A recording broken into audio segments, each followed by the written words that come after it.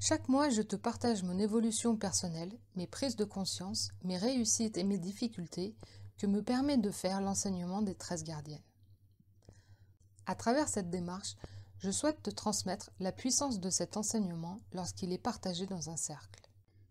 La connexion entre les personnes du cercle, même à distance, les jeux de miroir, l'énergie co-créée dans celui-ci, apporte le soutien et la force pour avancer sur notre chemin personnel, pour révéler la puissance individuelle et libérer l'énergie de vie au niveau collectif. Voici mon bilan avec la 9e gardienne, celle qui apporte sa volonté de vie. Mon intention du mois était de déterminer avec précision ce que je fais. Cette gardienne m'a amené une nouvelle vision de la volonté. J'avais une conception de la volonté avec une charge énergétique parce qu'elle me demandait de l'énergie que je n'avais pas jusqu'à maintenant. Et j'ai réalisé que la volonté était liée au désir de créer et de réaliser. Mais en tant que hypersensible, on s'est souvent construit avec une armure pour ne plus ressentir et ne plus souffrir. J'ai revu ces dernières années qui, en fait, je les avais consacrées à la recherche de qui j'étais sans cette armure et sans mon conditionnement. Et il a fallu que je passe par la déconstruction de l'image que j'avais de moi, puis par l'acquisition de nouvelles connaissances pour choisir mes nouvelles croyances et faire de nouvelles expériences. 2021 a été une année d'intégration des savoirs mentaux que j'avais accumulés dans le corps. Ce qui m'a apporté une nouvelle perception interne de mon corps, beaucoup plus fine et énergétique. Ce qui me permet aujourd'hui d'arriver à faire confiance à ma connaissance intérieure, d'activer le feu du désir de créer qui se trouve dans l'utérus. Ceci afin de reconnaître les potentiels et leur donner vie, pour créer notre futur. J'ai eu une belle expérience ce mois-ci, notamment par la visite de Isis, qui est venue me montrer l'énergie qui circule dans les deux axes par mon canal, qui va de la tête aux pieds. Et dans la conscience de cet axe et dans l'énergie qui y circule, je suis reliée à la terre et au ciel, ce qui permet à l'information et aux énergies de me traverser et ce qui me permet à moi d'être en lien avec ces énergies. Ce qui fluidifie la connexion entre les chakras et permet de libérer le trop-plein émotionnel. C'est aussi par cette conscientisation de l'axe qui me traverse que j'ai pu visualiser ma glande pinéale, l'activer, et que tout ceci en fait se fait par le souffle. Et par cette conscience que le souffle est transporteur d'informations et que c'est l'élément qui nous permet de relier l'invisible au visible, l'extérieur et l'intérieur. Et c'est le souffle qui nous met en lien avec toute chose.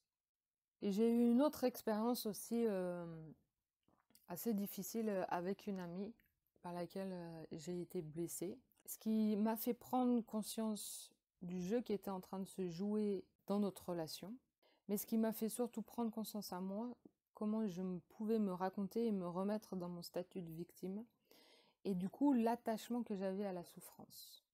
Et c'est comme ça aussi que j'ai pris conscience que la douleur, quelle qu'elle soit, quel que soit le rôle dans lequel on est en train de jouer, a besoin quand même d'être accueilli et écouté par la personne en face. Cette douleur et cette souffrance, quelle que soit la forme qu'elle prend, a besoin d'avoir un témoin et d'être reconnu avant de pouvoir sortir de son statut de victime, d'en prendre conscience et de réenclencher de nouvelles actions derrière. Et c'est comme ça que j'ai mis aussi en lien l'attachement que les humains ont envers la souffrance. Et c'est parce que nous sommes attachés à la souffrance que nous nous permettons pas d'accéder à nos désirs, d'y croire et de leur donner corps en fait. Et que souvent, dans tout ce processus-là, il est nécessaire de passer par une phase de chaos qui nous permet de retrouver notre axe. Ce sont des périodes qui chamboulent, où on n'a plus de repères, mais c'est parce qu'on est dans cet espace de non-repère que la conscience nous invite à retrouver notre axe, à développer de nouvelles ressources en nous pour retrouver cet axe et développer nos capacités.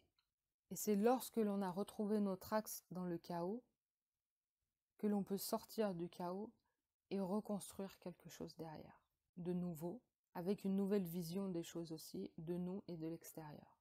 C'est aussi comme ça qu'on revient à l'image de soi et qu'on se reconstruit une nouvelle image de soi qui nous permet d'être plus aligné avec qui l'on est dans l'instant présent pour aller vers qui l'on veut être dans notre futur.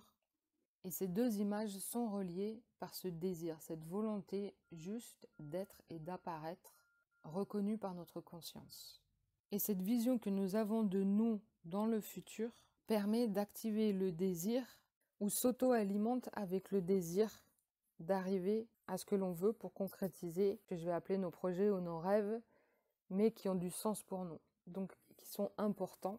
Et c'est comme ça que l'on va revoir nos valeurs et du coup l'image de nous-mêmes, la revaloriser. Et c'est comme ça que je me suis aperçue aussi que en fait, la vision que j'avais ou la volonté que j'avais jusqu'à maintenant n'était pas assez forte et n'avait pas assez de sens pour moi pour me permettre de tenir sur du long terme. Et c'est notamment par le breathwork qui m'a permis de refaire circuler l'énergie de vie dans mon corps, qui m'a permis de déloger des croyances et des blocages énergétiques pour réactiver cet accès à l'utérus, pour aller chercher ma vision, et vraiment ce qui me faisait vibrer en fait. Et pour activer cette vibration, c'est essentiel, ce qui est important pour nous, j'ai intégré le fait qu'en fait il fallait expérimenter la constance pour rester sur ce flux énergétique du désir. Et par cette constance, par exemple d'une pratique au quotidien, ou d'une intention, ou d'une visualisation quotidienne, nous permettait ainsi d'alimenter en nous notre vision et notre rêve. Et c'est ainsi que, en septembre, j'ai décidé pour expérimenter la constance sur les réseaux sociaux. Chose qui était impossible pour moi jusqu'à maintenant, parce que je n'avais pas de vision et parce que je bloquais en fait. Là, j'ai juste commencé à prendre par un bout, à tirer, et juste à me dire, tiens, une idée après l'autre, comme un pas après l'autre, me permet d'agrandir ma vision et de voir un peu plus loin, d'alimenter cette vision et me donner d'autres idées.